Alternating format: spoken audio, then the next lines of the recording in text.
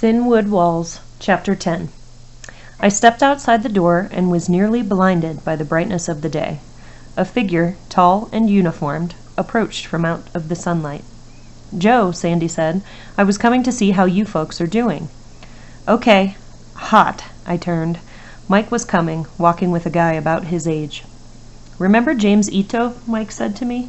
I nodded, but I wouldn't have remembered his name.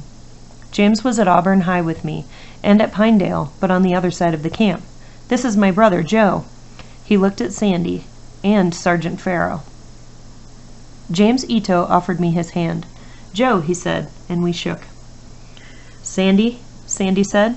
He reached out and swallowed up James's hand and made James' eyes widen. "Nice to meet you," James said. Then to Mike, "See you after supper." He went into a room in our barracks. Mike and I had both found nearby friends, and suddenly things didn't look quite so bleak. "What did you think of the captain's talk?" Sandy asked Mike. "He didn't fool anybody," Mike said. I found myself nodding. "My thoughts exactly," Sandy said. "But whatever the reasons, you're here. You have to get through this, right?" "Right," Mike said. "Good." Sandy squinted up at the sun. "I can't do anything about the heat, but I've got something that might help you tolerate it for a bit." He shrugged an army green canvas pack from his shoulder. Water dripped from its bottom onto the ground, making little dust puffs. The side of his shirt was wet. He unsnapped the pack and held it out to Mike. For a moment I was afraid he was going to shake his head no, that whatever it was, more Hershey bars, a pound of gold, pearls, he didn't want any. But he reached in and took out a shiny wet bottle of Coke. His smile gave away his feelings. "Joe," Sandy said. I didn't hesitate. I plunged my hand through chunks of ice and wrapped my fingers around the neck of a bottle. I wanted to just keep feeling that icy cold, but I wanted to drink more. I pulled out the bottle and held it against my cheek. Sandy smiled. He got out the last one for himself, then pried off the caps with a bottle opener blade of his pocket knife. We drank. Nothing ever tasted as good. Kids walked by, giving us the eye, and maybe I should have felt stingy. I didn't. Someday they'd get their own Coke specifically delivered in a sack of ice. Maybe. Today it was my turn, and I wanted it to last. But in this heat, it wouldn't. So I downed the Coke. I thanked Sandy. Mike thanked Sandy. He told us to keep our chins up, and then he returned the bottles to his pack and said goodbye. Cooled off, Mike and I walked. When we got back to our room, Mom had a surprise for us. Photographs of Dad, of our family, pinned to the wall that separated us from the next room. I hadn't seen them since we had left home. She hadn't put them up at Pinedale because we didn't know how long we'd stay. It made me feel good to see them, but it also made me sad. I could see Dad, but I couldn't. And having those pictures on the wall meant we were here for a long, long time. Later that afternoon, I met May outside her barracks. We sat on the ground where the building made shade. "Philip Yatsuda's here," I said. "Is he still smiling?" "He'd smile at the devil." She laughed. "Reverend Sakamoto says the devil may retire soon, that there are enough other people doing his work." "He's here?" She grinned. "The devil?" "Reverend Sakamoto. I'd seen him once at Pinedale. Before that, he'd been at St. Paul's, our home church." "Yes," she said. "Will I see you at church?" "I don't know," I said. "Since my dad's been gone, no one seems interested." "Not your mother or grandmother?" "I think we're all waiting for a sign, an answer to our prayers." "Your father is still safe?" "Yes." "Maybe that's your answer." "To one prayer, yes, but we're still praying for his return." "He'll come back," she said. "I know he will." I wanted to ask her when, but I knew that was an answer she didn't have. "I miss Mrs. Linden," May said after a while, "hearing her call us young citizens." "Me too," I said. "I miss school, the writing." "You're a good writer," she said. "I remember the Thanksgiving play, your poetry, the haiku." I recalled reading one of my poems out loud in Mrs. Linden's room. I remembered my nerves and the knot in my throat more than I did the haiku. But was May talking about that poem or another one, the one she had found in her desk? I studied her face. Her eyes were down, but she smiled a shy smile, her skin colored. "I'm keeping a journal now," I said, moving on. "It was my dad's idea." "A good idea," she said. "My dad writes letters and mails them to my mother." "But they're both here."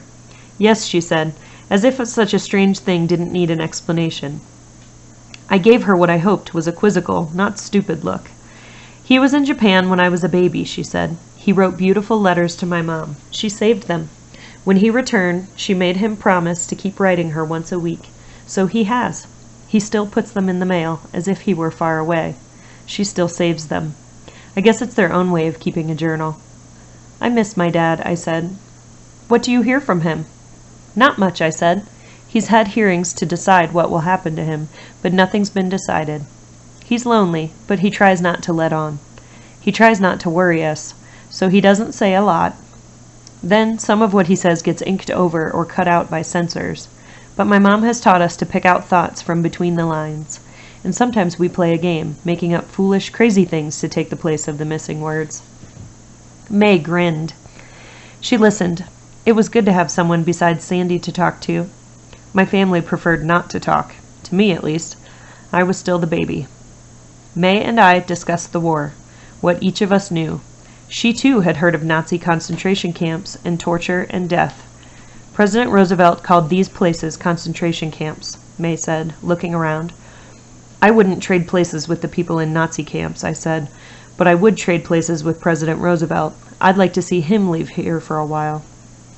"I would give him my straw mattress," she said, "and he could have my sardines." We laughed. The day was ending better than it had begun. "The Japanese, they have also done bad things," May said. "Pearl Harbor." I remembered how I had once heard those words and seen images of paradise. Now all I saw were the real pictures, ships resting on the harbor bottom, thousands of men trapped below decks. "And now Bataan," she said. "The death march. Thousands of American soldiers dead, civilians slaughtered." I'd heard of Bataan, a peninsula in the Philippine Islands, and what the Japanese had done to our soldiers. Once, before we left Pinedale, Mike and Mom had talked of it late, after the light was out, after Grandmother's breathing grew slow, and even I made mine sound the same. "It wasn't us," I said. "We're Americans. We're citizens." "I know that," May said. "But we're here. We're judged by what they do." I nodded. I knew it was true. May returned to her room. I went to mine. I felt as if I'd walked into an oven, as if a fire roared in the little stove. Even with the windows open, there was little movement of air. But Mom had another surprise. There had been letters waiting for us, and she had them now. One from the O'Briens, one from Dad. She handed them to me. Your grandmother and Michael already read them. Mike and Grandmother were gone, driven out by the heat. But I sat on the floor, back to the wall, and it seemed a little cooler. I expected Mom to go out too, to get some air, but she stayed, pacing, watching me but pretending not to. Why? I opened the O'Brien's letter first, saving Dad's. Mrs. O'Brien had written the main part of the letter. She wrote about She wrote about war news, crops, weather, shortages, rationing, people we knew. It all seemed far away.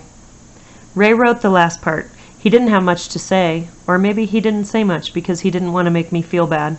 He said he was doing farm work, practicing basketball. "I haven't gotten used to so many of my friends being gone," he said. "It isn't the same without you here, Joe. It won't be until you come back." When would that be? Ray added one more line to his note. "All for one."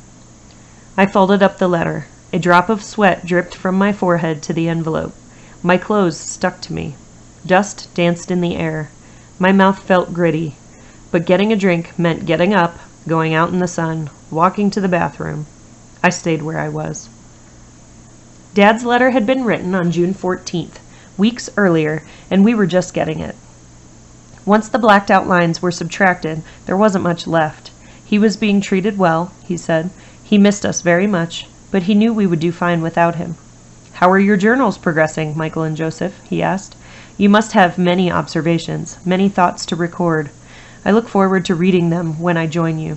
He didn't say when that would be. He ended his letter with the news that had kept. Mom, hovering in the heat of our room. The outcome of his hearing wasn't good, he guessed. He was being moved from Fort Missoula, but not released. The government was sending him to another camp, this time in New Mexico. I looked at the date on the letter again. Was he already in New Mexico? What was it like there? Better? Worse? When would they stop treating him like a criminal? Mom must have seen something on my face. Suddenly I felt her hand on my shoulder. I couldn't look at her. I couldn't speak. Her fingers tightened. I held the paper up to the sunlight, trying to see through the slashes of ink, to imagine what he was telling us, that someone didn't want us to know. "He'll be okay," Mom said, trying to smile, but her eyes gave her away. They were dark with sadness and wet. They stayed on me as I stood. I found pins in her sewing box. She watched me pin Dad's letter to the wall, then gave me a long hug and left. I stayed. I got my journal from my duffel and sat on my bunk. On one page I wrote a letter to Ray. It was hard to tell him much without seeming like a complainer. I wrote about the heat, about missing the cool days at home, and basketball on the dirt court at his house. I told him about finding May. I ended the letter with a short sentence, "One for all." I tore out the page and used another blank page to write to Dad. I told him I had been using my journal. I didn't say anything about Mike's. I wrote some of the same things I'd written to Ray. The train trip, the size of the camp, Sandy, finding May. I told him what the soldier had said, that we were here for our safety. I told him I was sorry they were moving him to another place, but maybe it would be a step toward being with us again. I tried to believe those words. Cooked through and through, I finally got up and dragged myself outside into the shade. By the time I cooled down, I had come up with some words to keep in my journal. Summer heat, summer, dreams, trapped between thin wood walls. Liberties wither.